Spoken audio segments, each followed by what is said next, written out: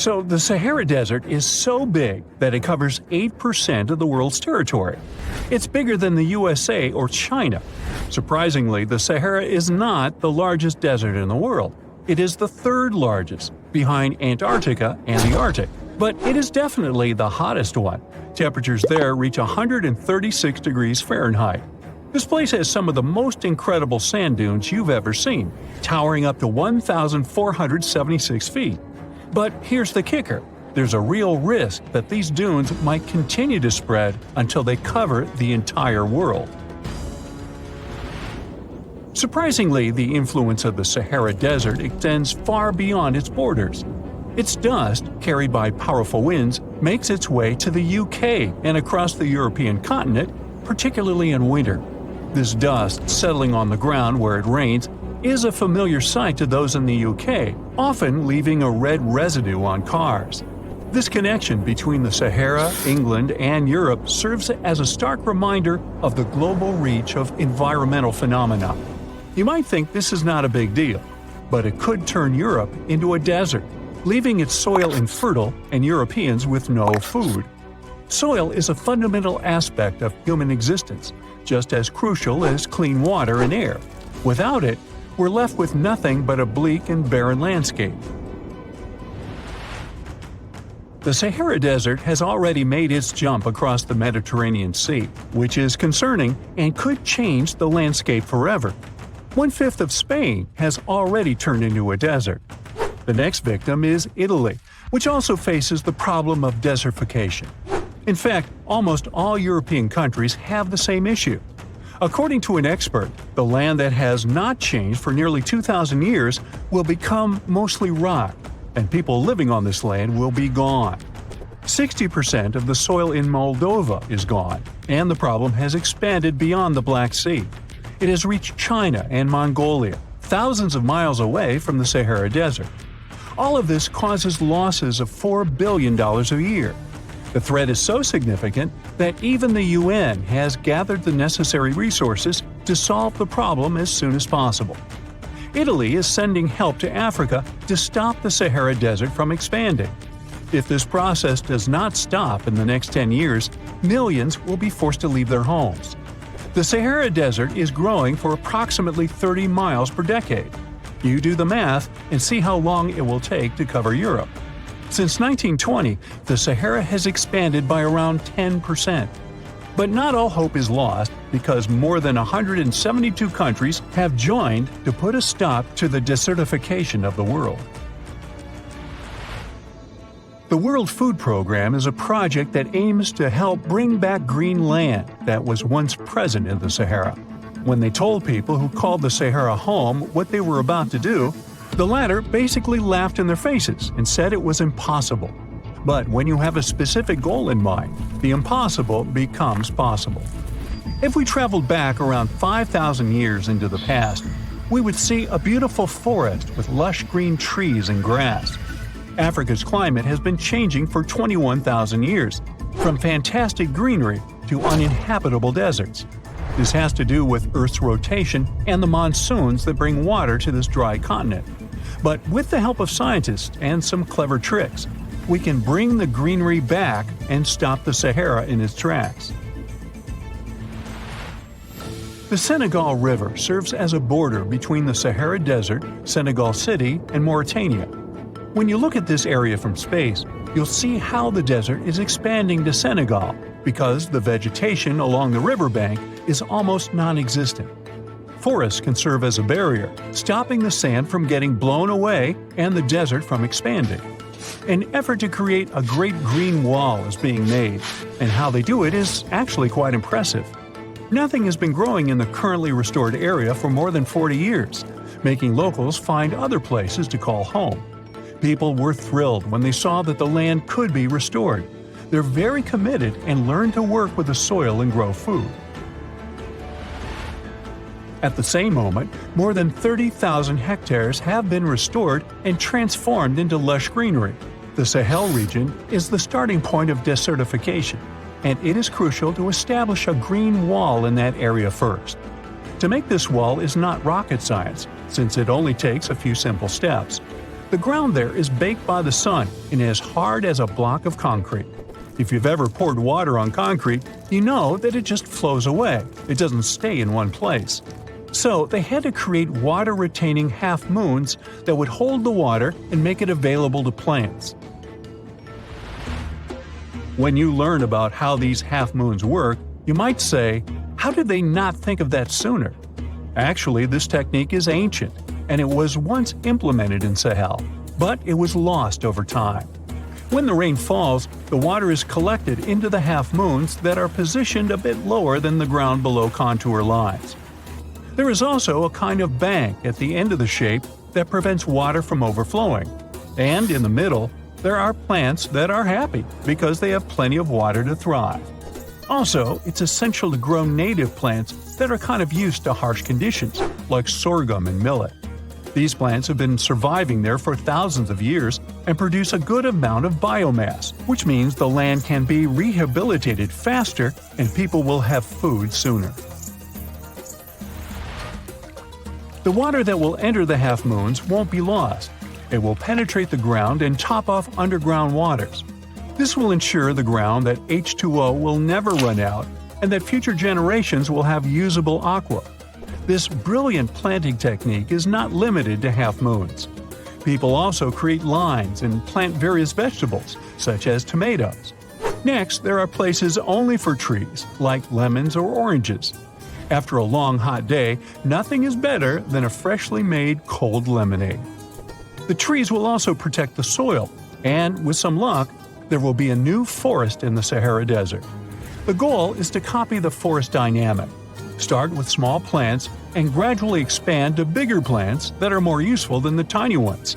They are aiming to plant more than 10,000 trees. Right now, many people are leaving the Sahara after the rainy season, going to cities or leaving Africa altogether. At this time of year, villages are like ghost towns. Only animals can be found there. Most people are gone. I mean, who would blame them? Nobody wants to live in the sand where nothing grows. Luckily, with all this new, old technology being developed, many people are slowly but surely returning to their land and starting to work in agriculture. The best thing is that there are no brutal winters, so plants grow 12 months a year, and people can always have food. People are becoming more social because now everybody stays in their villages and doesn't travel much. If this project works out, Africa will be saved, and the world won't turn into a giant desert. Radioactive structure is a giant formation in the Sahara that looks exactly like a giant bullseye. It's so wide that you can see it from space. Even the CIA got interested in it. In 1965, they planned a flyover looking for geomagnetic anomalies. The findings are still classified. Perhaps the theories are true, and this place is truly the lost city of Atlantis. Now, Atlantis supposedly sank beneath the waves, but recent discoveries are pointing us in a different direction. This is an ancient story that goes far back in time, and Plato was the first to mention it. The place had loads of greenery and a curious structure. 3 concentric circles of land surrounding 2 circles of water. 2 key quotes from Plato's writing suggest that Atlantis might not have been a typical island in the middle of the ocean. Plus, Atlantis had a major influence from Africa and Europe, challenging the idea of it being in the Atlantic. It turns out that the Eye of the Sahara and Atlantis look alike. When astronauts saw the Eye of Sahara from above, they initially suspected a meteorite impact crater, but the rings of the structure matched the layout described of Atlantis. More importantly, the Sahara wasn't always a desert. It turned from a tropical region into a desert around 11,000 years ago. Researchers found evidence of a massive river called the Tamaracet that could have sustained a community. This river flowed toward the Radioactive structure, aligning with Plato's description. The Trans-Saharan Seaway ran through the Sahara 50 to 100 million years ago. The sea allegedly destroyed Atlantis around 11,500 years ago, likely due to a rapid rise in sea level caused by the end of the Ice Age. NASA's worldview imagery shows patterns consistent with this theory. Those concentric rings might be a key to unlocking the secrets of our planet's evolution over millions of years. They're shaped by erosion on resilient rock layers, creating a spooky pattern of ridges and troughs. The central peak stands proud at 1,300 feet. The central part has undergone a significant erosion makeover, revealing a circular structure with a raised peak. Unlike impact craters, the Eye of the Sahara flaunts a striking balance and symmetry. Some say it results from rock uplift, sculpted by wind and water. Others think it's an ancient anticline, eroded to reveal its concentric glory. Then there's a salt diapir theory, suggesting that salt's buoyancy sculpted this beauty. Dating techniques have proved that it formed 541 to 252 million years ago, give or take a million or two. Ancient tools are scattered around the outer rings of the structure near riverbeds. Some older stone tools have also been spotted in the same areas. And still, even though some spear points from the Neolithic period have been found, there aren't many signs that people were living there back then. The area seems to have been used for short-term activities like hunting and making tools. There are other unearthly mysteries that haunt our world. One such enigma is in Norway, the ominous Hessdalen light phenomenon, also known as the Valley of Lights, leaves scientists confused. This valley is 10 miles wide. It's quite isolated, but a peculiar blue box sits high on the hillside, equipped with cameras scanning the valley. The unsettling saga began in the 1980s, when the night sky over Hessdalen erupted with burning fireballs, a recurring spectacle that sent shivers down the spines of those who witnessed it. This wasn't a fleeting occurrence, rather it became a regular thing. Terrified locals reported encounters with these unexplained luminous phenomena, some of which happened near their homes. Unease spread like wildfire. At its peak, there were about 20 sightings every week. The phenomenon made its way into newspapers, magazines, and media worldwide. Soon, people flocked to the valley, hoping to see the lights themselves. In 1984, experts joined the fray, armed with sophisticated instruments like magnetometers, radiometers, and other ometers. What they encountered was mind-bending, lights that defied explanation. Some moved at a leisurely pace, while others raced through the sky at an astonishing 19,000 miles per hour. People tried to explain these lights: airplanes, distant reflections, ball lightning, satellites, planets, meteors. But the speed and how these lights danced ruled out all those theories. We're slowly approaching another mysterious place. This is the greatest subglacial lake among Antarctica's 675 known lakes. It can easily hide unknown life forms. This lake is beneath the East Antarctic ice sheet. Dive about 2.5 miles under the ice, and there you'll see Lake Vostok, located at 1,600 feet below sea level. This lake is 155 miles long and 31 miles wide at its broadest point. With an average depth of 1,400 feet, it's also the world's sixth largest by volume. It's like an underwater city with lofty pillars and deep basins. The secret lake was discovered in 1993, yet it had been waiting to be found down there for over 2,000 years, collecting ancient secrets. In 2012, scientists drilled through the ice, creating the longest ice core ever. They pierced the ice all the way to the lake's surface. The year 2013 brought an unexpected twist when the tranquil waters erupted during the extraction of an ice core, mixing with drilling fluids. Then they got a pristine water sample in 2015. Some believe there might be previously unknown life forms down there, since it's a fossil water reserve that's been untouched for millions of years. That could be a lot like those speculated ice-covered oceans on moons like Europa and Enceladus. It all started with a theory in the 19th century, suggesting fresh water lurking under Antarctic ice sheets. Then, in 1955, seismic soundings hinted at a subglacial lake, and by the 90s, satellite data confirmed Lake Vostok's existence. Now, Lake Vostok isn't alone. In 2005, they found an island in the middle of the lake. Then, two smaller lakes joined the party. They suspect that a secret network of subglacial rivers might link these lakes. Now, very far away from Antarctica, in Venezuela, Catatumbo lightning presents a sinister light show at the junction of the Catatumbo River and Lake Maracaibo. This unsettling lightning phenomenon happens at about 140 to 160 nights a year, going on for 10 hours a day, and can flash up to 280 times in a single hour. The frequency of this lightning show changes with the seasons and from year to year. There was a break between January to March in 2010, causing a bit of worry that it might vanish forever. As the sun sets, winds from the east start picking up speed.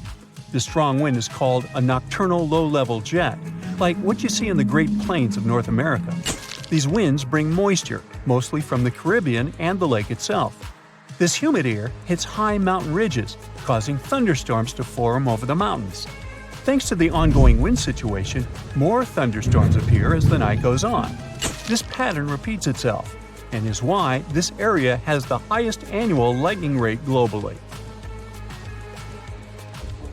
The next place scientists cannot explain is in China. That is the Longyu Caves. They have lofty slanted roofs and sturdy pillars. This spot remained hidden for centuries. These human-made caverns, built around 2,000 years ago, decided to reveal themselves only in the 90s. Local farmers drained some ponds and unveiled 5 massive caverns. Further digging exposed an additional 19 smaller caves. They range from 60 to 110 feet in width and 26 to 50 feet in height. Archaeologists found historical relics from the reign of Emperor Zhuan of Han, dating back to over 2,000 years ago. Now, how did these caves survive for more than 2 millennia without falling apart? No ancient records explain the way they were crafted either. The walls show chisel marks, hinting at some layer-by-layer chiseling action, but the exact construction process is still a head-scratcher. Puna grasslands, Peru. A bare desert, rocky land, and one big nothing. Oh no, wait, there's Ureta. Ureta is a flowering plant that looks so unique, you might actually think it's photoshopped. That's how different it is from the rest of the desert. At first sight, it looks like some rocks covered in moss. But we're talking about a 3,000-year-old plant found in the freezing Puna grasslands of the Andes. This plant grows in packs, and they're so dense you could stand on top of a Ureta shrub, and it'd take your weight without problems. Spotted Lake, Canada. They call it the most magical spot in Canada. In winter and spring, this is just a regular lake that looks like any other. But try going there in the summer when the water starts to evaporate. It'll feel as if you've entered a different world, a polka-dotted landscape with blue, green, and yellow spots. Over the summer, there are over 300 pools there, and they look magical. Over the centuries, people believed each of them had different healing properties. Oh, and the explanation for the vibrant colors is pure science. Each of them has a high concentration of different minerals. Rio Tinto, Spain. For more than 5,000 years, the Red River has been surrounded by mines full of copper, silver, gold, and other minerals. They give the river its unique reddish color. People were mining that area for centuries until the whole industry started to fade out. The mines remained abandoned until they were rediscovered in the 18th century. The river is quite impressive, but it's also very dangerous for people because of its high acidity. The bacteria in the water create similar conditions that can be found in some other places in our solar system. For example, scientists believe there's something similar on one of Jupiter's moons, Europa. An acidic ocean is hidden underneath the moon's surface. Toyama Bay. If you're walking along the shore of Toyama Bay in Japan, you might be lucky to see mystical neon blue light. It's coming from underneath the water and lighting up the night sea. There aren't many places where you can see a phenomenon like this. It's the firefly squid that's responsible for the breathtaking show. The creature lives at a depth of more than 650 feet under the surface. But in spring, they gather near the coast. Sometimes, waves even wash them ashore. The light these animals emit is actually camouflage, which helps them to hide and protect themselves.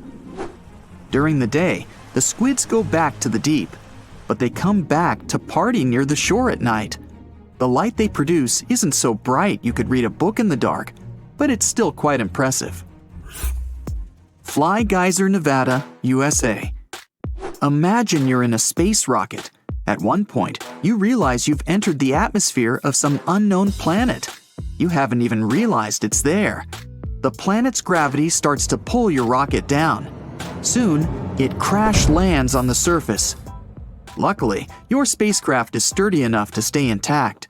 So you pull on your spacesuit and crawl outside. Right in front of you, there's something you've never seen before. Incredible nature, unbelievable colors, and a bizarre mountain-like thing. And suddenly, it spews out a column of boiling water. You shake your head. This vivid imagination of yours. You're actually in Nevada, looking at Fly Ranch Geyser. Don't get disappointed, it's still marvelous. The geyser appeared in the 1960s when a geothermal power company drilled a hole. This allowed the groundwater to escape.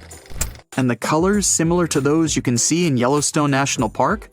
All because of algae. Speaking of Yellowstone, that's another place that looks as if it's been imported from another galaxy. On an area bigger than the states of Delaware and Rhode Island combined, there are more than 10,000 hydrothermal features, 500 geysers, and incredible waterfalls. Singi de Bemaraha, Madagascar. Now here's the place where you can easily imagine meeting some ancient animals. You can almost see them hiding somewhere among the pointy rocks, going up to 330 feet. Half of this national park is covered in forest, and the other half is rocky, formed by the erosion of water. The place is home to many animals, like chameleons, iguanas, frogs, and lots of different lemur species. Vatnajökull Glacier, Iceland. On your quest for the extraterrestrial wonders of our planet, don't forget to drop by Iceland. There, you'll find the biggest glacier in all of Europe. In some places, the ice can be more than 3,000 feet thick. Vatnajökull has 30 outlet glaciers ready to be explored.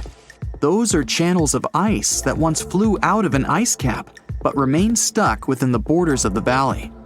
As for famous Icelandic ice caves, they're formed when meltwater runs through a glacier, trying to get to the surface. This usually happens in the summer, when temperatures are higher and the water flow is more turbulent.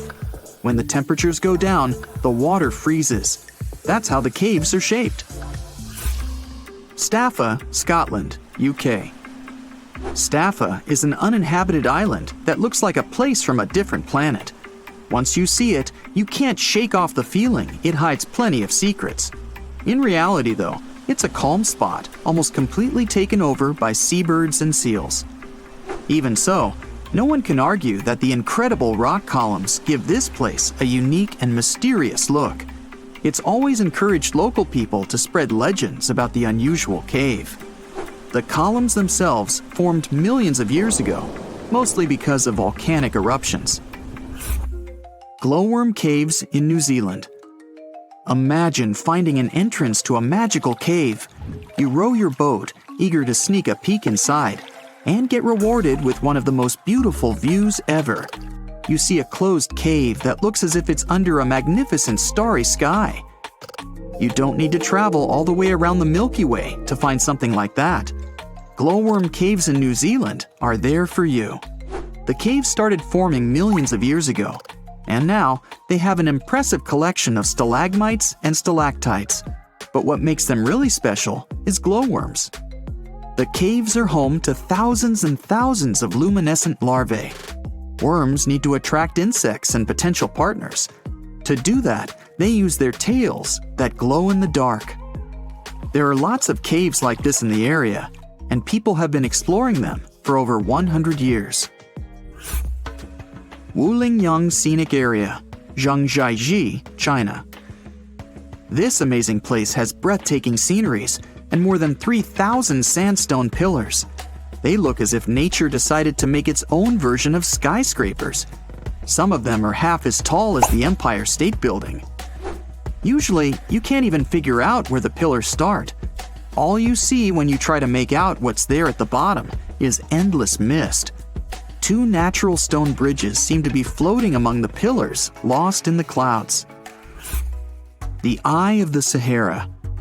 That's a mystery that's remained hidden for millennia. This geologic formation is difficult to spot when you're standing on the ground. That's why it wasn't discovered until people started to explore space. For some time, scientists thought it was an impact crater created by some space object hitting Earth's surface. But after doing the research, they found out the origin of the Eye was entirely Earth-based. These days, geologists believe the Eye's formation started over 100 million years ago, when plate tectonics were pulling apart the supercontinent Pangaea. Molten rock, which was rising toward the surface, created a massive dome made up of different layers. Later on, volcanic activity and erosion finished the Eye's look. Baikal Lake, Russia.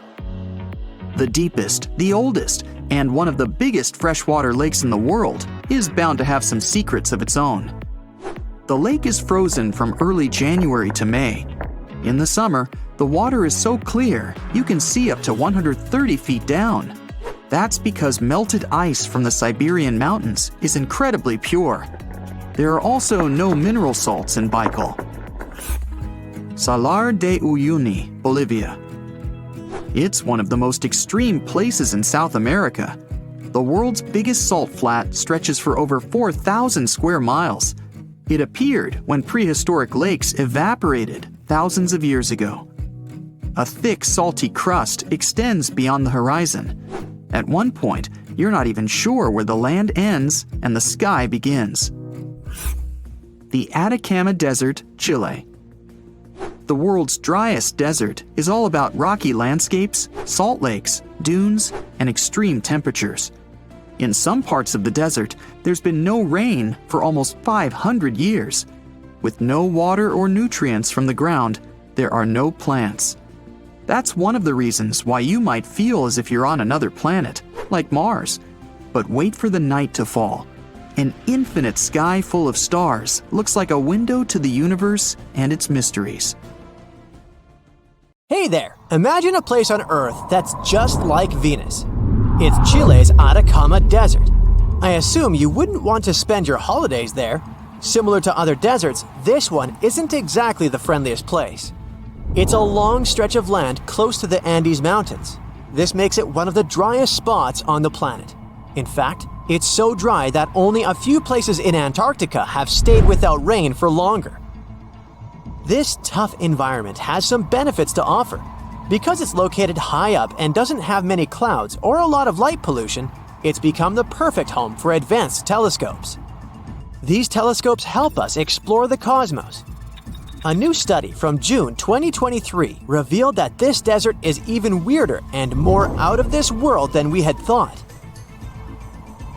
It makes sense that a desert as dry as this one gets a lot of sun. On average, it has about 308 watts of sunlight per 10 square feet. That's almost twice as much as places like Europe or the eastern United States get. Raul Cordero is a scientist. He and his team checked out the sunlight in the spot housing the biggest telescope project ever, the Atacama Large Millimeter Array. And this is the sunniest place on Earth. This is what you'd experience if you were about 79% of the way from the sun to Earth. Of course, if you were actually on Venus, you would have way bigger things to worry about than just a lot of sunlight. Now let's figure out why this place is almost as sunny as Venus. It's because of clouds. Usually, clouds block sunlight and keep us cool, but sometimes they can act like a magnifying glass in special situations, concentrating the sun's rays. This is called forward scattering. This happens when certain types of clouds show up during the South American monsoon in the middle of the summer.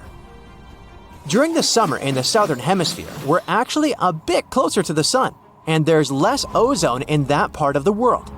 This combo might explain why other high places on Earth, like the Himalayas, don't get as much intense sunlight as this desert. Let's talk more about Venus. What would it be like to stand on the surface of this planet? The more you learn about this sweltering world, the less you want to picture yourself there.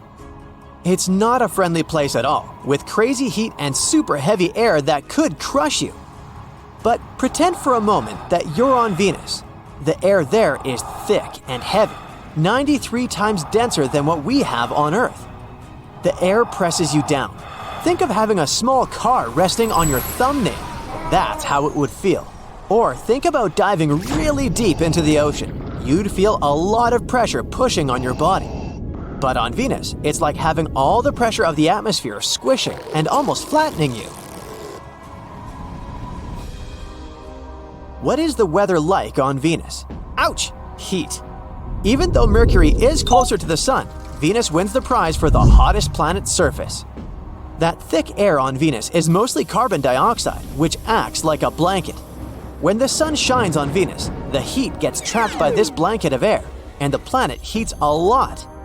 Temperatures on Venus can hit 860 degrees Fahrenheit. Now, how do we explore Venus without getting roasted or squished? Well, going there in person is a no-go. Robots can handle it, yet even robots have struggled on Venus. Only a handful have made it to the surface.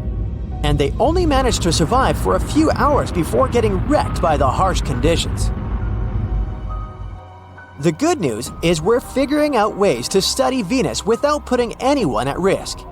Future missions will check Venus out from above. Spacecraft up there will be able to see through the atmosphere without any trouble.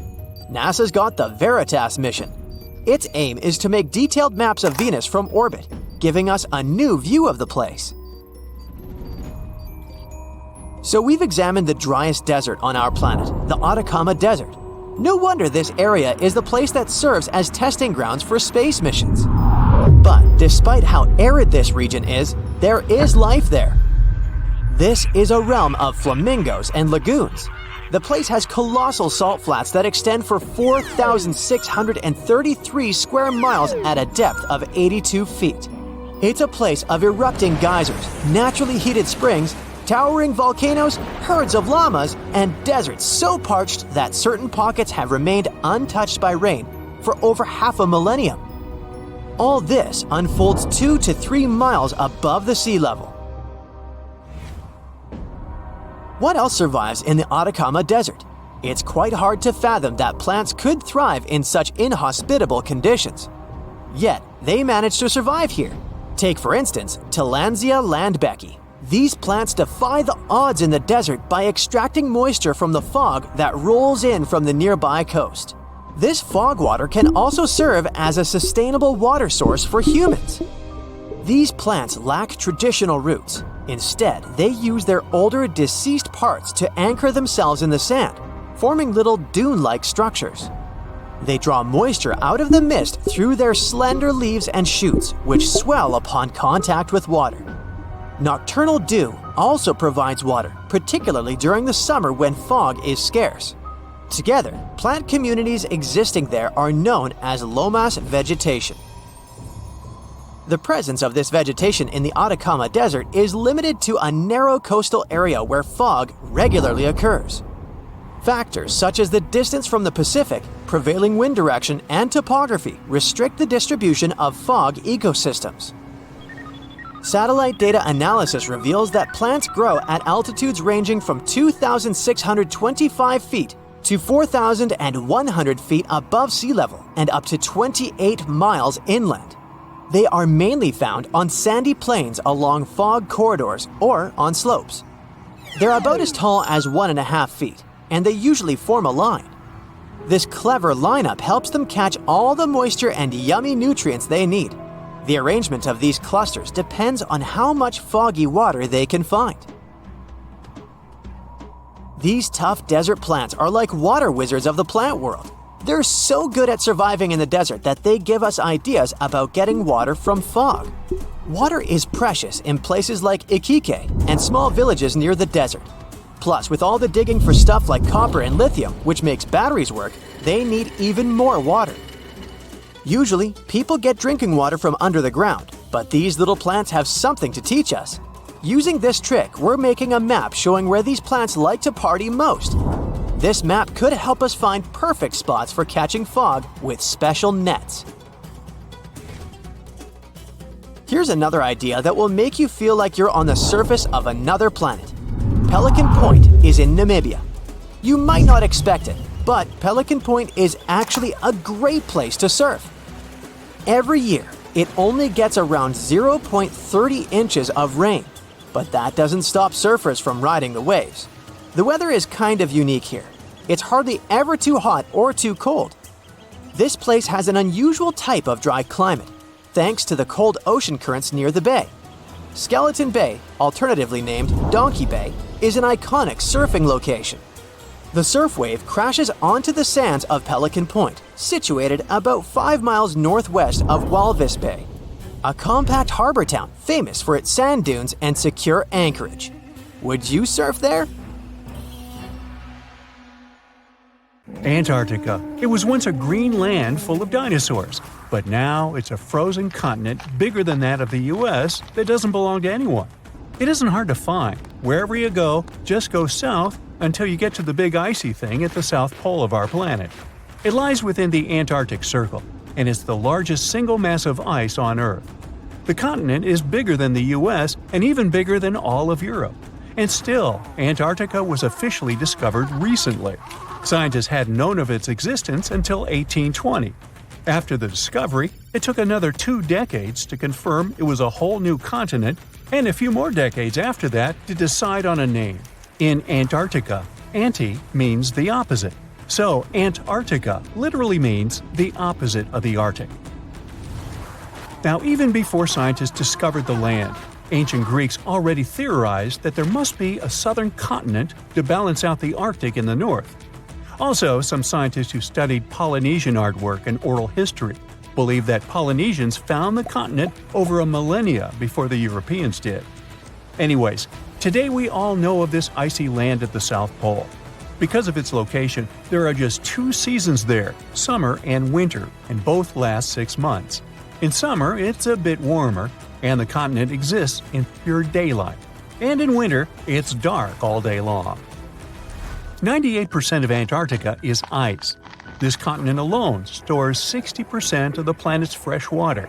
And yet, despite all those water reserves, Antarctica is the biggest desert in the world. By definition, a desert is an area with sparse vegetation and little snow or rain. Notice that plenty of sand isn't a necessary condition here, even though the continent does have some sand and even sand dunes. It also gets a lot of wind. Antarctica is the windiest continent on Earth, and wind speeds can reach 200 miles per hour. That's even faster than hurricane winds.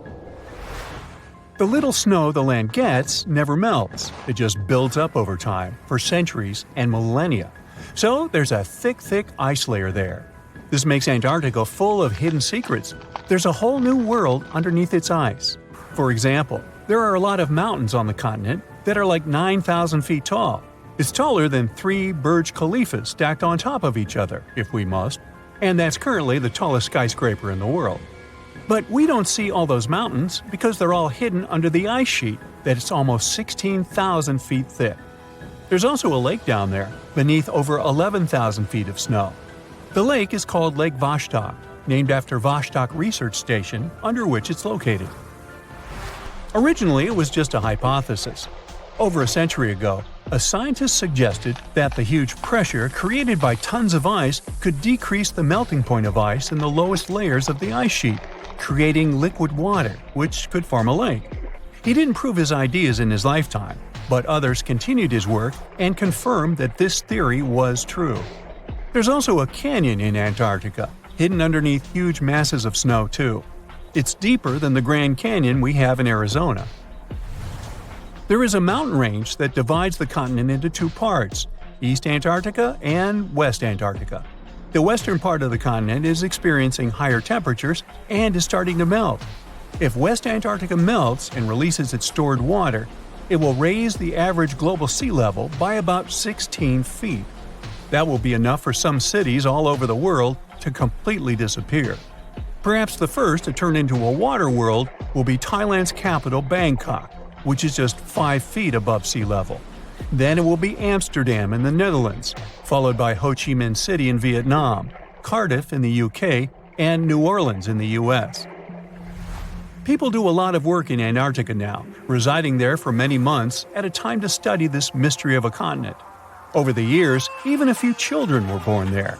But it's not a country, and the land doesn't belong to anyone. It's governed by the Antarctic Treaty System. an agreement of peaceful research and collaboration that suspends all territorial claims.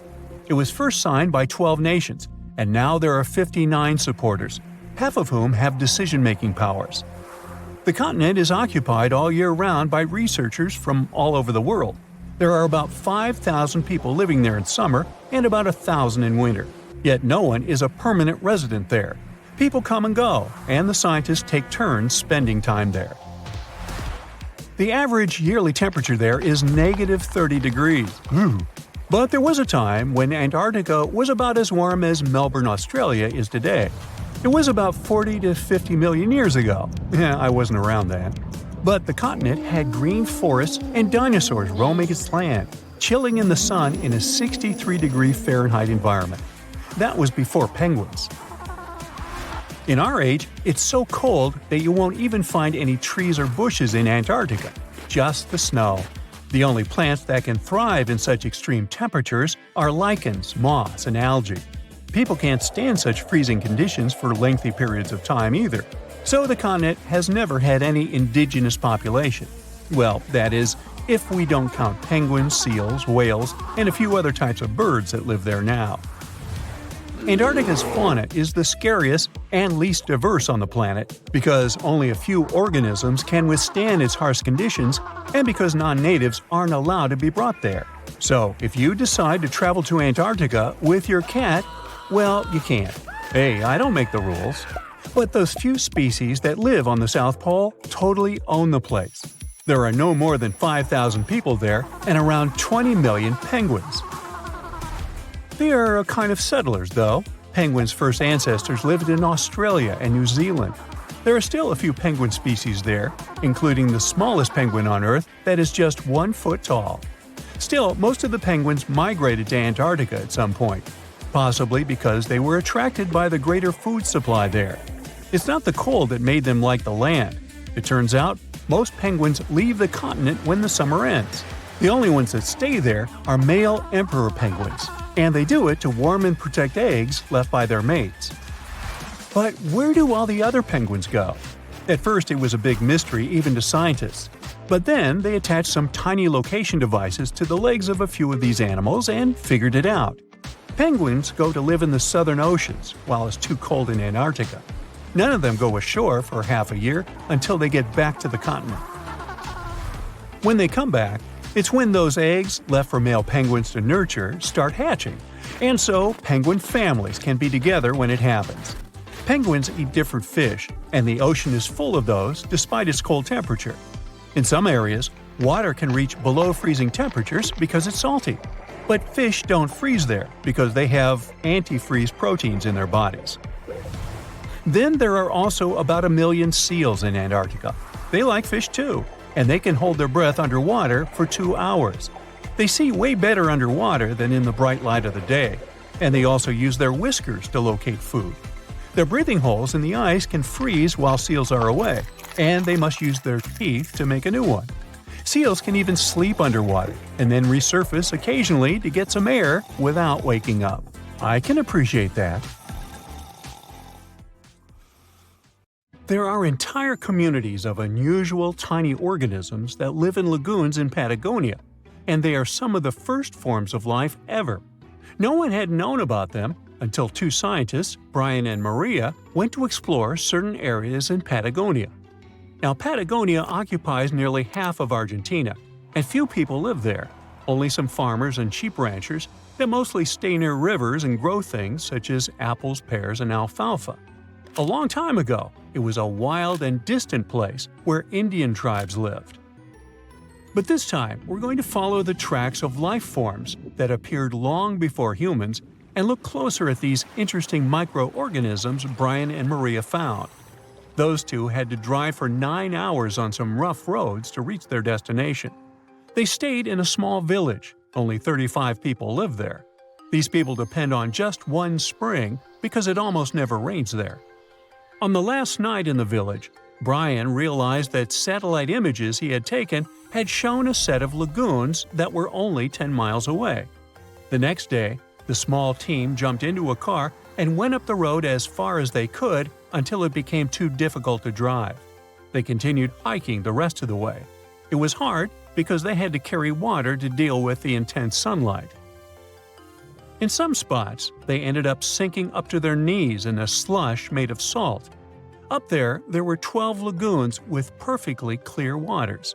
The place itself didn't offer much, except for very acidic and salty water and intense direct sunlight.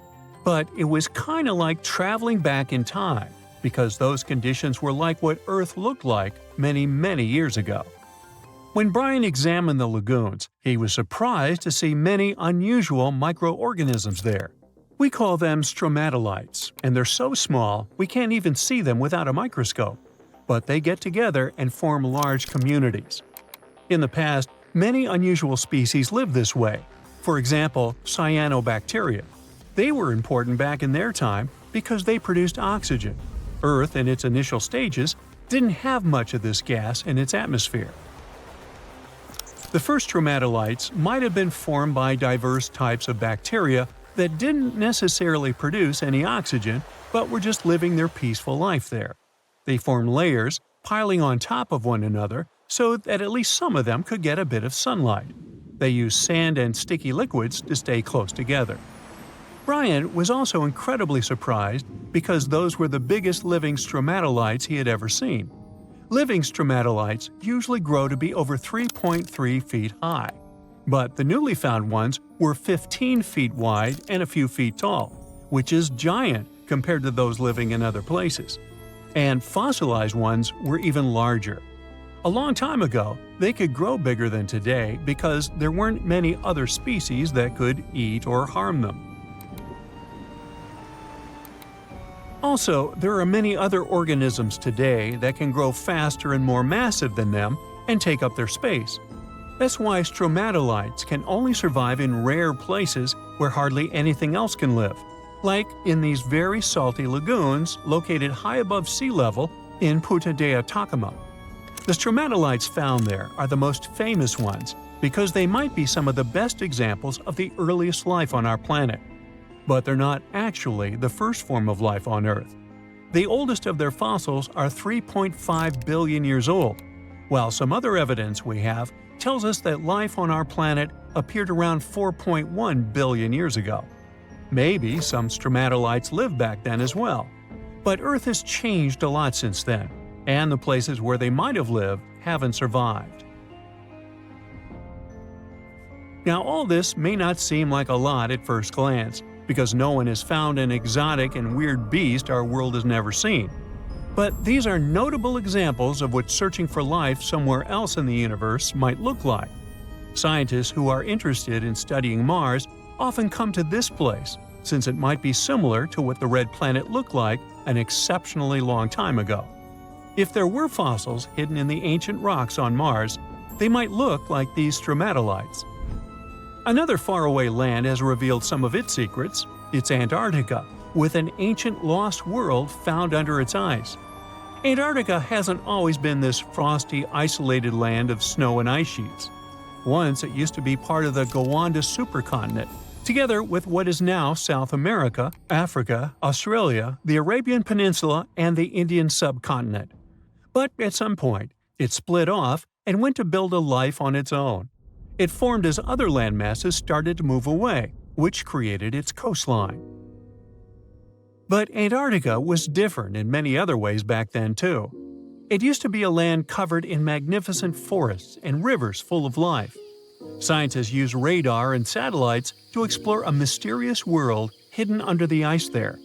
This ancient land, which is close to the Indian Ocean, is as big as the U.S. state of Maryland or Belgium.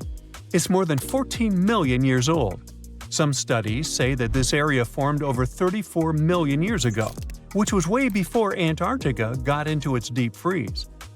At first, temperatures there were higher, possibly like the weather in Patagonia or the cold, temperate rainforests of Tasmania, New Zealand, or maybe even more tropical than that. But as the climate became cooler, small glaciers started forming on hills close to the rivers. Valleys sunk deeper because of all that ice covering them. And then, temperatures dropped even lower, and a giant layer of ice covered the entire continent, hiding those old glaciers.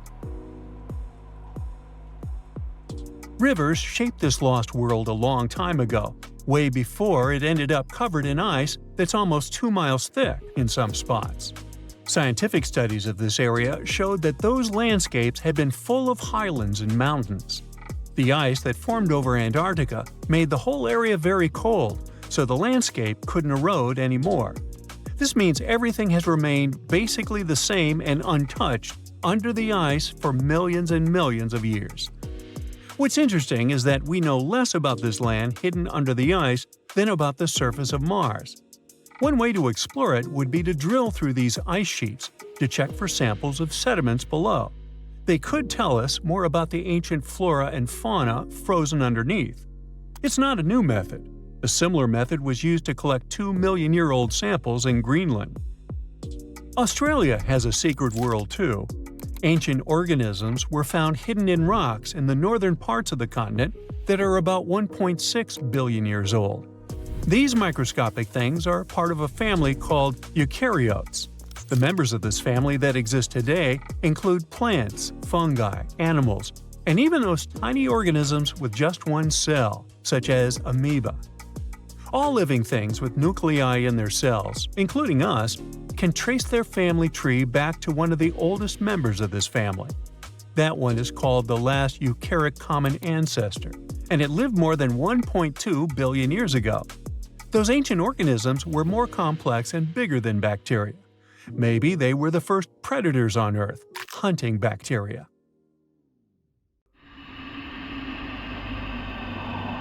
You're walking along a hot desert under the scorching sun. You run out of supplies. There's no more water.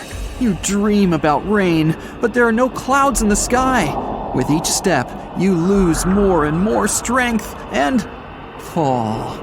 You notice a small pond nearby. Is it real water or just a mirage? You can't get to your feet, so you crawl there. The water is getting closer by the minute, but not because you're moving towards it. It's the water approaching you.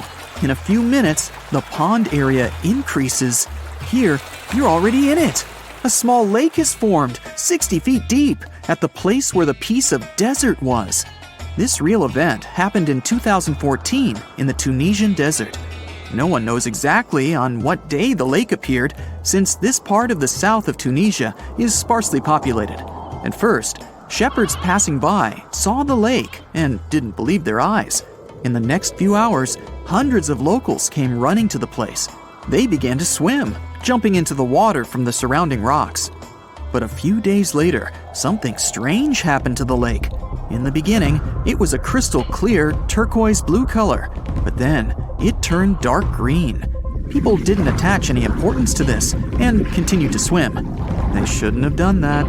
The scientists and geologists arrived and immediately announced that it wasn't safe to swim in the lake.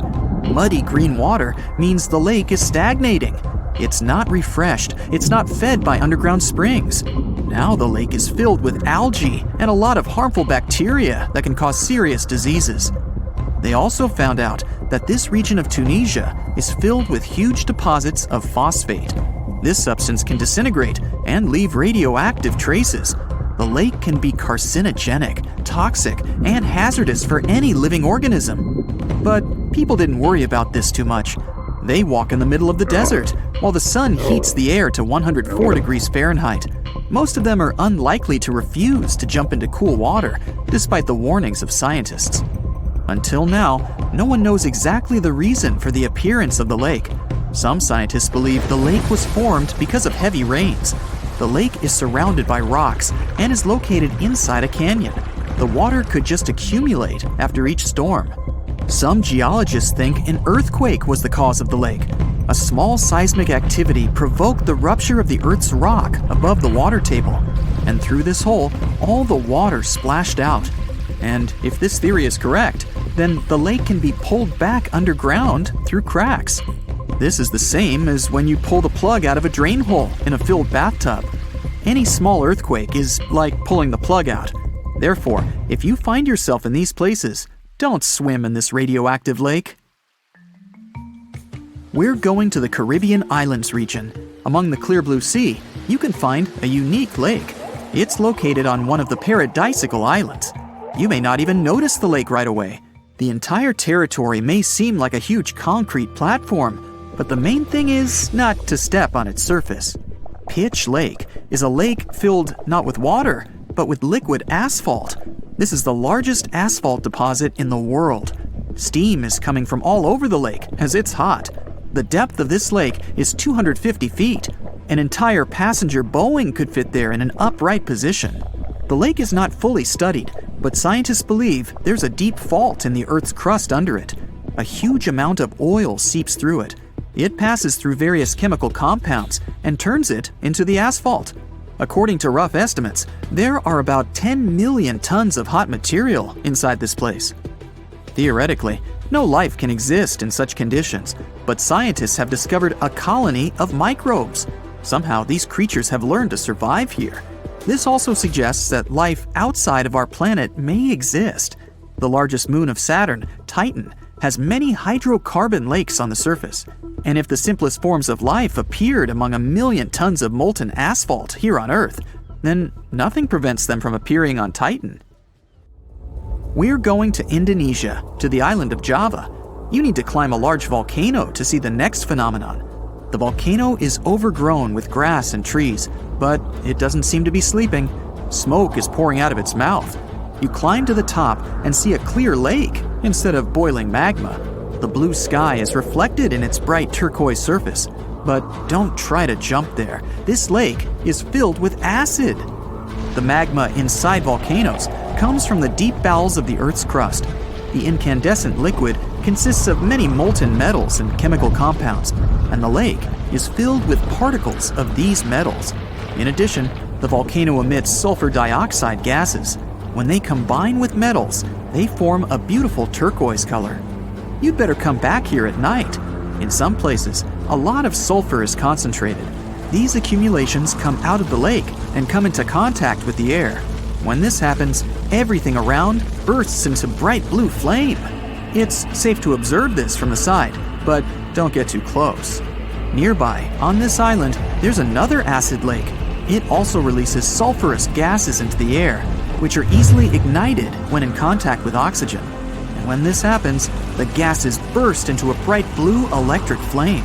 It's difficult to see the flames during the day. At night, you can see these flashes from afar.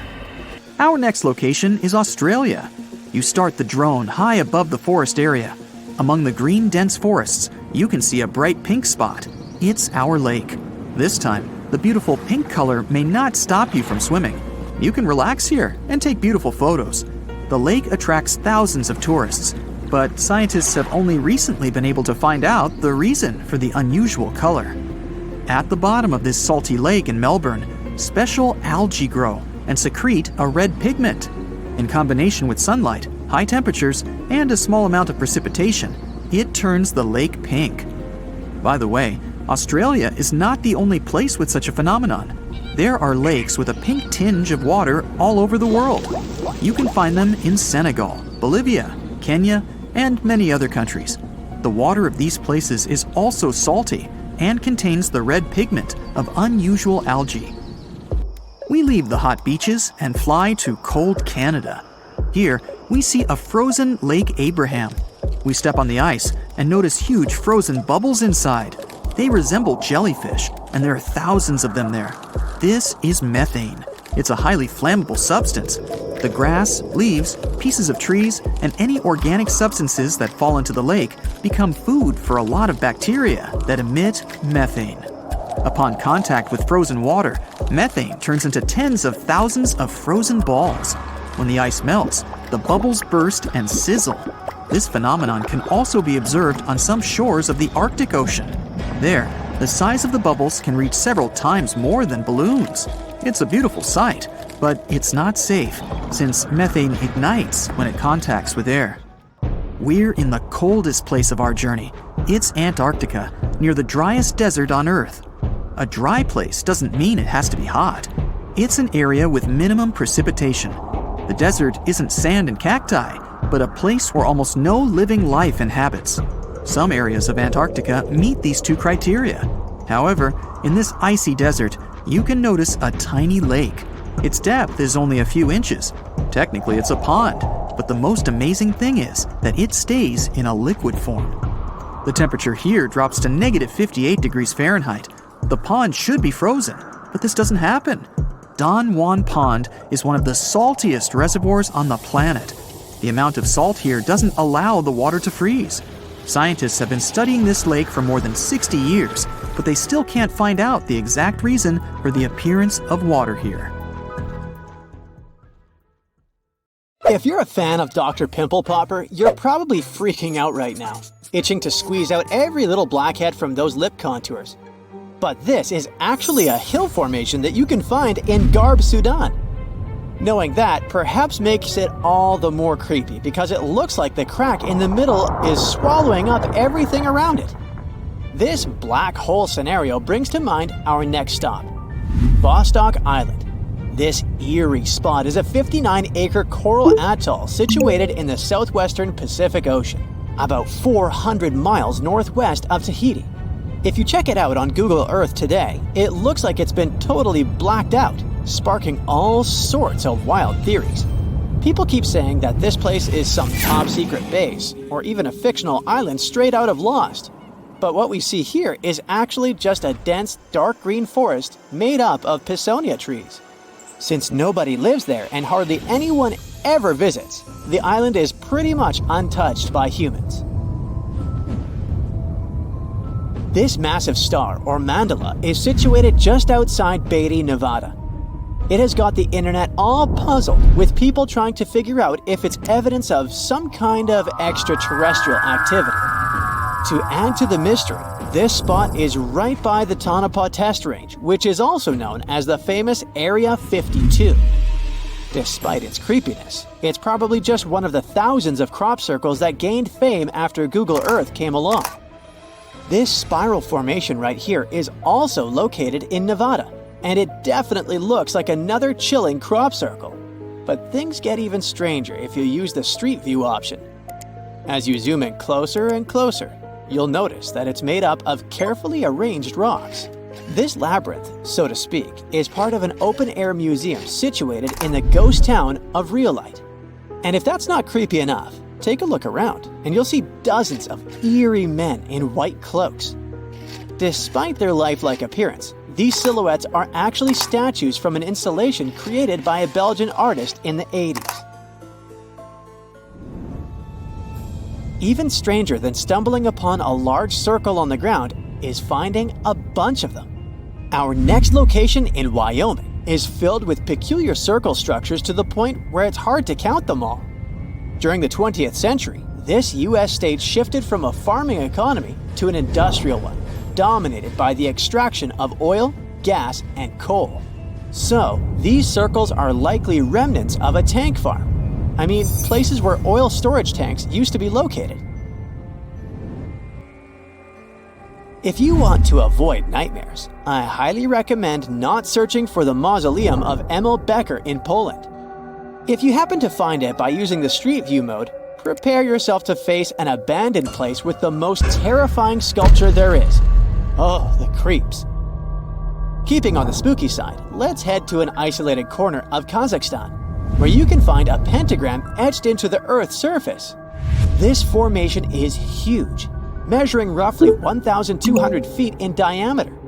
Before you jump to conclusions about this formation being related to some kind of underworld deity worship, it's worth noting that the pentagram actually turns out to be the outline of a park designed in the shape of a star.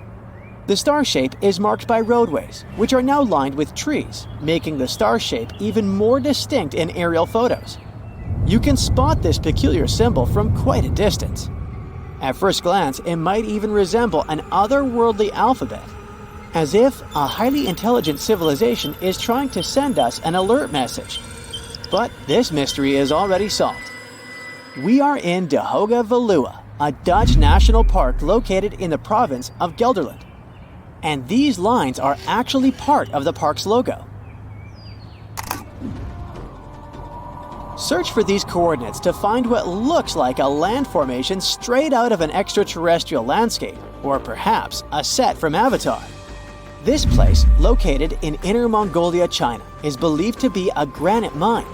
But it's a bit of a mystery why it has such a striking blue tone on Google Earth. If you check it out on Microsoft Bing Maps, for example, the same location appears in a much more natural tone. In the Australian outback lies a massive geoglyph known as the Maori Man.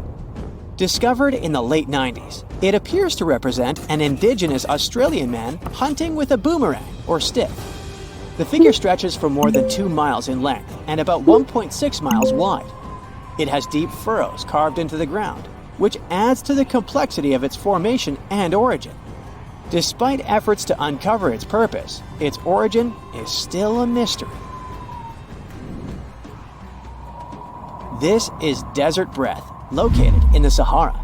Like many things you have seen in this video, this formation also sparks speculation about it being created by extraterrestrial beings.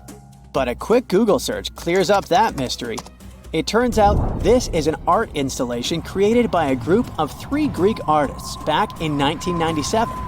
They went all out, moving around a whopping 280,000 square feet of sand and even creating a large pool in the middle of it. Egypt still holds many mysteries, and you can explore them yourself with Google Earth. That's how some people stumbled upon this striking triangular-shaped plateau and immediately jumped to the conclusion that they discovered a hidden pyramid. However, experts quickly dashed their hopes. They believe there's no plausible explanation for a pyramid to exist in this area, located 8 miles west of the Nile Valley edge in Upper Egypt. This discovery is likely nothing more than a hill that has suffered the effects of erosion, combined with a heavy dose of wishful thinking. In some cases, nature itself is responsible for creating frightening sculptures, like the Badlands Guardian in Alberta, Canada. If you look at it from above, you'll notice not 1, but 2 human heads emerging from the landscape. These gigantic beings were sculpted by rainwater erosion on layers of clay-rich soil. Ironically, additional human-made structures give the impression that this one is wearing wired headphones. It seems that deserts are a prime spot for discovering strange images on Google Earth. So our next stop is China. In the Gobi Desert, you'll come across zigzagging white lines that look kind of random.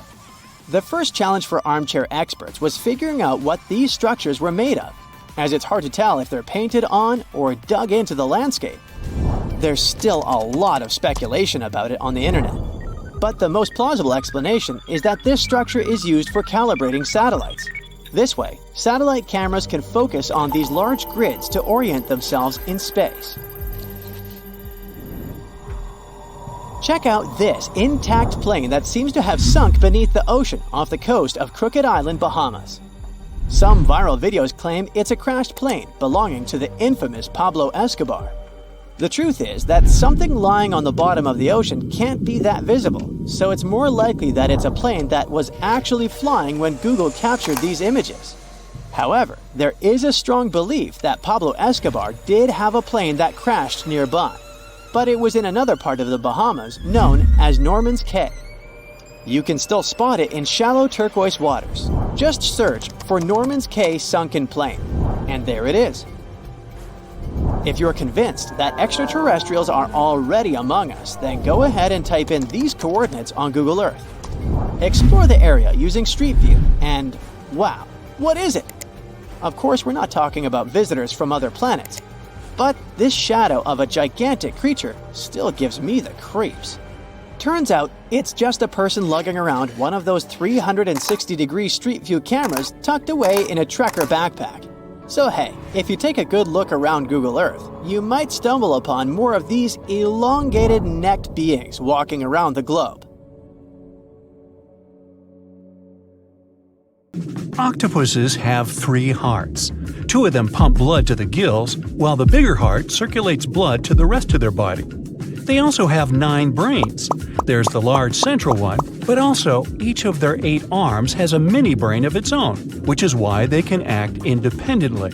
Since each arm has its own brain, the central brain only needs to send a higher level signal to the arm. Things like, move to that nearby crevice, there might be a crab hiding inside.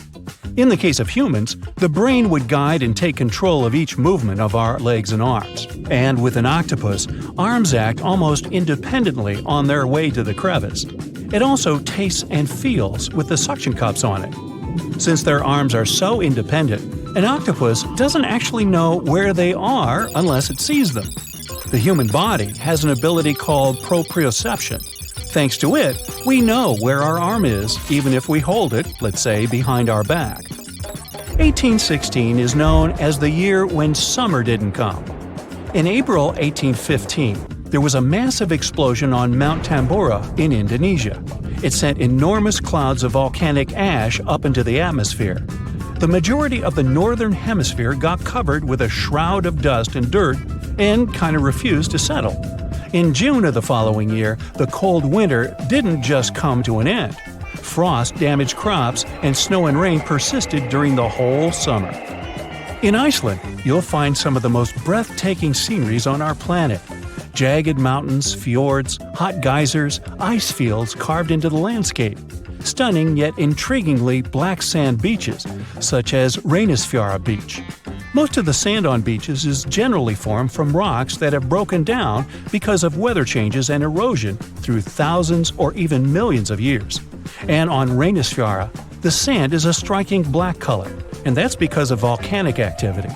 Lava came out of an erupting volcano, got to the surface, cooled, and then hardened in the Atlantic Ocean, creating such a fascinating black hue. This beach is so magically stunning, but it's also very dangerous because of its sneakier waves.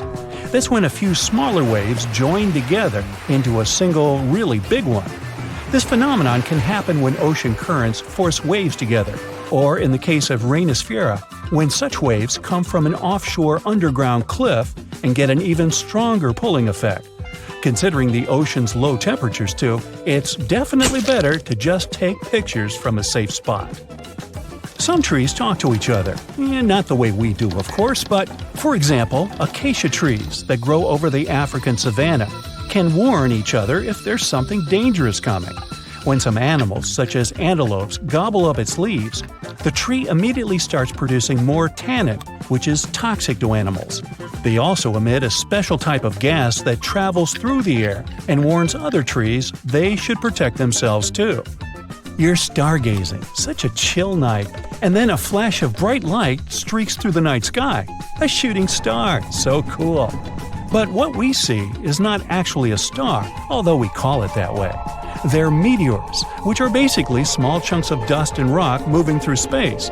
As they're passing through our atmosphere, they cause something called friction when one thing rubs against another, and that's why they glow. Also, the friction causes heat. Dust and rocks get extremely hot as they fly through the atmosphere, and the heat makes them glow until the moment they burn out and turn into what we call the shooting star. Sunsets in deserts are extremely beautiful because of the spectacular colors they produce a bit more than elsewhere. Sunlight consists of various shades of the color spectrum. When the sun is high in the sky, these colors mix together and our eyes see them as white. But as the sun gets lower, its rays have to go through a thicker layer of atmosphere before they get to us. The atmosphere then scatters shorter wavelengths of light, like blue and purple, before we can even see them. That's why the longer orange and red wavelengths stand out. In urban environments, air pollution can make sunset colors duller than everywhere. The clean air in deserts allow the vivid colors coming from the sun to shine through at twilight. Also, the moisture, water vapor, and rain-engorged clouds can mute the sunset's hues. Since there's no rain, clouds are thin and wispy, so they filter and reflect sunlight instead of blocking it. Bamboo grows really fast. It's actually the fastest growing plant on Earth, sometimes growing about 3 feet in just one day. You can find it in dense forests, where only a little light gets to the ground, which means bamboo is under strong pressure to reach the sunlight as quickly as it can. There's an underground stem that connects bamboo shoots to their parent plant, so the shoot doesn't really need leaves of its own until it gets to its full height. Also, bamboo grows faster than other plants because it doesn't waste its time and energy on growing rings that thicken the stalk. It's just a thin, hollow stick that grows straight up. You'll notice some of the big trees have shallow root systems, sometimes even 10 inches deep in the ground. The roots generally need access to oxygen and water, and they can mostly find it in special underground pockets called soil pores. When a tree has ideal moisture and soil conditions, it can send roots deeper down under the surface and get what it needs. But most of the time, conditions are not perfect, considering bedrock, stones, and compact soil that physically prevents the roots from going down. Such obstacles also prevent the roots from getting the needed oxygen. So, when life gets tough, the tree will take an easier option. Its roots will stay close to the surface and spread out in different directions. Drought conditions are another reason trees can have shallow root systems. By staying closer to the surface, they can take most of the rainfall collection. Plants are exposed to the sunlight most of the time, but they still don't get sunburn.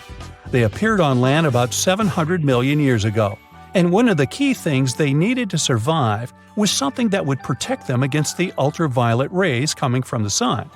Those in the sea had seawater as protection. UV radiation is mostly responsible for sunburn, so land plants developed a special protein that detects it. This protein sends signals to the cells to protect the plant from the damage and effects of UV radiation. Basically, it's like they produce their own natural sunscreen, but this still doesn't mean they're 100% protected.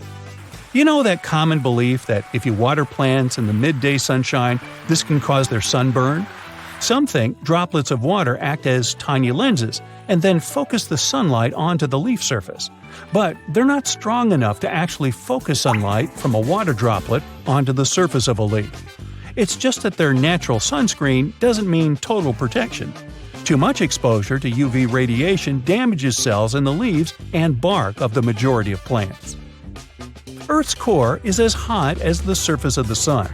You'd think it could easily melt our entire planet, especially since the core is only 1,800 miles away from the surface. If the sun were so close, we'd be like French fries. But we're alive because the center of the sun is surrounded by a mantle of rock that's mostly solid. The crust we walk on actually floats on that mantle and protects us. If the sun was close, we'd only have empty space to protect us, and you and I wouldn't be talking. Also, to melt the entire planet, you'd need way more energy than the heat in its core. So there. As with many other crazy internet discoveries, it all kickstarted on Reddit with a wild post about wicked forest designs. Just take a gander on Google Earth and hit up the history tool to watch epic transformations from barren valleys to densely populated areas teeming with lush green tree plantations. Currently, Uruguay has approximately 2.7 million acres of artificial forests. Just to put that into perspective, it would take you around 15 to 20 minutes to walk across 1 acre, depending on how fast your pace is. You could spend a lifetime just walking around those artificial Uruguayan forests. But how did they emerge, and how did they reach this scale? So there's this process called afforestation, where trees are planted in previously non-forested areas. This initiative was implemented as part of a larger plan to increase the country's forest cover, resulting in Uruguay now exporting an impressive $2 billion worth of wood pulp annually. Despite native forests only covering 5% of the country, these artificial forests occupy a significant 6%. Another cool thing about these forests is that they have special trees that originally couldn't be found in Uruguay. It was decided to plant eucalyptus trees there, as they show impressive results in terms of how fast they grow. A tree can get through a whole cycle, from a little plant to one ready to be harvested, in as little as 10 years. Yeah, not as impressive as bamboo, that grows a couple of feet a day, but still faster than a common Uruguay tree called the Tree of Heaven, which takes about 25 years to get full size. By the way, it's considered pretty fast too. Now this funky forest in Japan is literally turning heads. In the Miyazaki Prefecture, there's a group of Japanese cedar trees that are causing a buzz with their unique concentric circles reaching toward the sky. A recent aerial photo captured these crop circles, and now everyone is scratching their heads trying to figure out how they came to be. But fear not, there's no extraterrestrial invasion involved. It turns out this cool formation was actually a carefully planned project from almost half a century ago. Back in 1973, researchers planted these trees in specific radial increments to create these mesmerizing circles. I mean, 50 years ago, Google Earth was nowhere around. But looking at that forest, you might think that the Japanese have been preparing to boast their forest on the internet for half a century. Now, what's even more fascinating is how the trees grew in a curved shape, spreading out in an unexpected way. Originally meant to be harvested after 5 years, there's now talk of preserving this circular forest because of all the newfound interest. Now, look at this portal in the forest. There's no way it could have emerged naturally, right? If your first guess was that it was a piece of contemporary art, you were right. So, this portal is located in southern Estonia, and it was created by Finnish artist, this guy. This portal is far from being his only creation. He's had other crazy projects too. Like, he once sailed to Estonia in a boat made of bark. He also chopped down a forest plot, sorted all the materials for months, and then made an installation the same size as the original plot. There was even a time when he cut a line in ice with a chainsaw and ended up in a freezing swamp. This guy definitely knows how to surprise people. Most of his works are nature-related, so you probably shouldn't be surprised that this forest portal is yet another creation of his. What do you think the artist wanted to convey through this portal? Let us know in the comments. Trees are something that are definitionally straight, right? Well, not as long as you're in the crooked forest in Poland. Near the ground, the trees there bend sharply to the north, then magically straighten back up after a little detour of 3 to 9 feet. It's like they're doing the limbo, but with trees. The mystery of how these trees ended up swerving like they're on a roller coaster is still unsolved. Some think humans might have intervened to create some funky furniture or boat-building material, while others blame it on a wild snowstorm. Nobody knows for sure. Regardless of how they got this way, the Crooked Forest is a hot spot for tourists and nature lovers. If you ever come to Poland, make sure to visit this nature's wonder. Welcome to the Goblin Forest, a magical section of East Egmont that will make you feel like you've stepped into a fairy tale. This enchanting forest, also known as the Kamahiwa, is famous for the abundance of gnarly kamahi trees that give the whole place an eerie yet stunning vibe.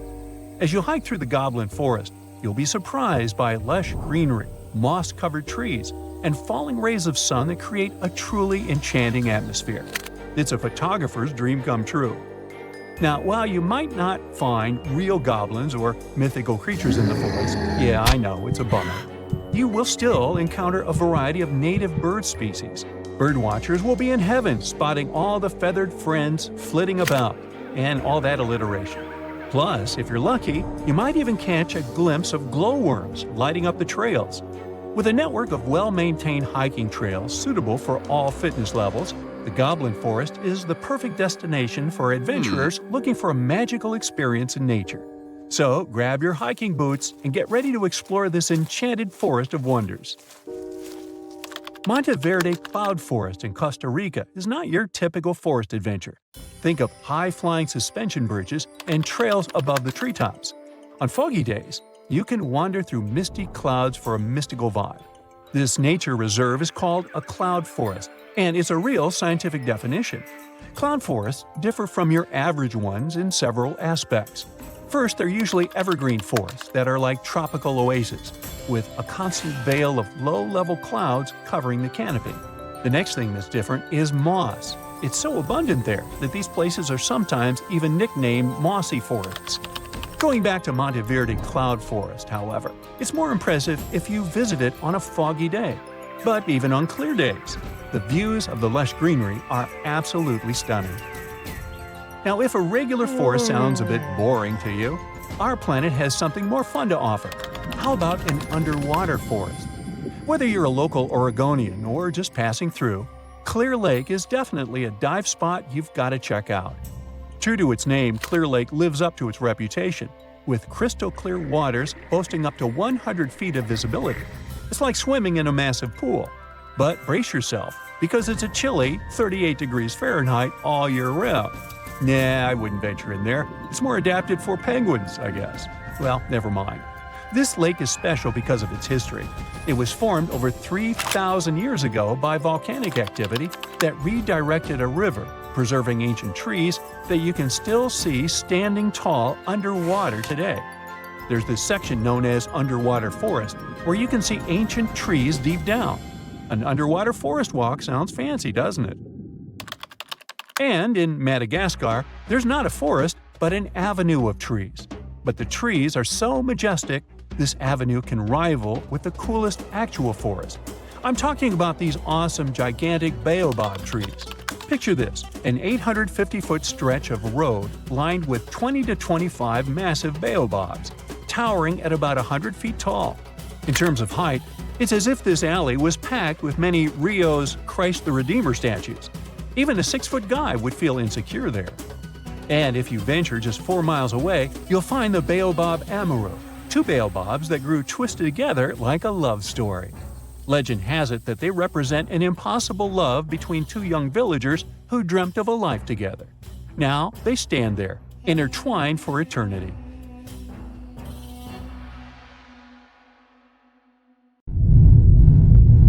Wow, talk about noisy! Toadfish have a unique ability. They can create a very strong sound.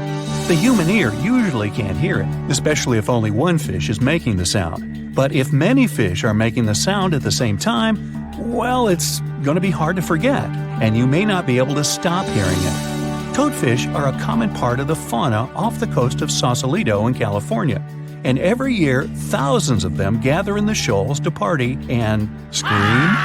Together, they create a collective sound that can be easily heard by those in the houses near the shore. The noise, which can be described as a low hum, can even penetrate into the city center. Some people get bothered by this constant humming. This is a unique natural phenomenon, but there's a catch. At some point, the fish swim away from the shore, but the sound remains. Also, scientists have proven that this fish-made noise can't spread through the city, and many residents of the coastal areas don't hear it. But still, some people continue to hear this strange hum. In a similar case, imagine that you've moved to a small village in Scotland. You rent a house, have dinner, and go to bed. As you're settling into sleep, a strange hum permeates your room. It sounds like someone started their truck somewhere in the distance. The sound is similar to the sound of a low, loud bass that comes from a speaker. The hum keeps you awake. You get migraines and even feel nauseous. In the morning, you find out that some other locals also hear this terrible buzzing. They tell you about a huge factory located nearby. Machines, engines, steam boilers, big air vents, and generators emit a loud, heavy hum that passes through the air. Sound waves spread throughout the village and annoy people with a sharp sense of hearing. You've been hearing this sound for several days and suffering from insomnia. Then, one day, the factory goes bankrupt. All the workers leave their positions and turn off all the engines and fans. Great, you'll finally sleep in peace. But you know what? The sound doesn't disappear. It follows you wherever you are. And it's not about the factory or the fish or the truck engine. Imagine that you're walking down the streets of a small English town. There are a lot of planes flying right above you. The hum they make follows you. Even in bed you can hear it. You wonder if there's an airport nearby. You ask the locals and find out there's not even a runway here. But where does the sound come from? You raise your head to look up and see a clear sky. There are no planes, but there's noise. And you're not the only one who hears it. Some locals are sure that the hum comes from high-speed traffic on the highway. Thousands of cars drive in 2 directions and leave massive sound waves behind. But at night, there are no cars there, and the sound remains. Maybe you're going mad. People's stories about the hum save you from this madness, and it's not just the residents of this town that know about it. About 4% of people on the planet hear the hum. Strangers tell each other about the hum that prevents them from sleeping and concentrating on something. The sound follows them everywhere and doesn't stop. Some people hear it in certain places, so they move to other cities. Maybe you're hearing it right now and not paying attention. But be careful. If you recognize it once, you won't be able to stop hearing it. There's a website and a forum on the internet dedicated to the hum. People from all over the world put geolocations in places where they heard this mysterious phenomenon. You can find thousands of these coordinates on the site and even add your own. People describe different levels of noise and share their sources. Some theories say that the hum is the sound of our planet coming from the core. Someone else is sure that it comes from the atmosphere. Scientists have even been consulted, but they also don't know the reason for this phenomenon. People use high-frequency microphones and amplifiers to record the hum. Almost everywhere, they detect a low-frequency vibration that is practically impossible for the human ear to catch. It mixes with the sound of cars, printers in the office, and subway trains. Sometimes people stop hearing it, but the hum increases when they lie in bed. Many records about the hum say that people hear it in industrial cities. Sometimes these sound seekers manage to find the source. They ended up being factories with running generators where the sound was getting into the ventilation system and where the fans spread it outside the building. When the generator stopped working, the sound disappeared. But these are rare cases. More often, no one can find the source of hum. One of the most famous places where you can catch it is in the city of Taos in New Mexico. About 2% of locals hear a strange buzzing every day.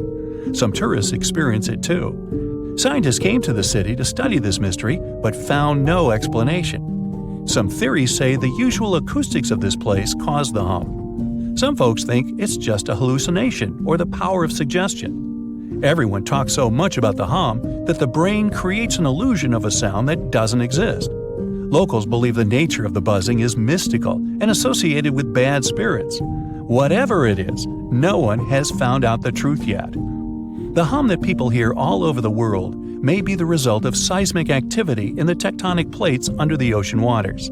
Huge chunks of the Earth's crust are slowly moving and colliding with each other. This creates a noise that reaches us in the form of a hum. But why do only a few people hear it? Perhaps about 4% of the world's population has a unique sense of hearing. In any case, scientists haven't been able to confirm the tectonic plate theory either. Some researchers point to submarines as the reason. They use low-frequency radio signals to communicate around the world. These signals spread over the surface and can affect the human body. When the ear catches these sound waves, it reacts and causes vibrations similar to humming. This happens because low-frequency sound energy collides with the soft tissues of the skull and stimulates the auditory nerve. In fact, it's not even a sound. It's a hallucination that is created by your brain. But still, no one can confirm this theory either. Perhaps thunderstorms can create the hum phenomenon. About 8 million lightning strikes hit the Earth every day. Some impact creates a powerful electromagnetic charge. Lightning penetrates the air and makes it resonate between the Earth's surface and the ionosphere. Yeah, it sounds complicated, but the principle is simple. Imagine that you're blowing onto the neck of a bottle. Hear this low hum? Lightning works similarly with air. And that's just one hit. Imagine millions of these strikes.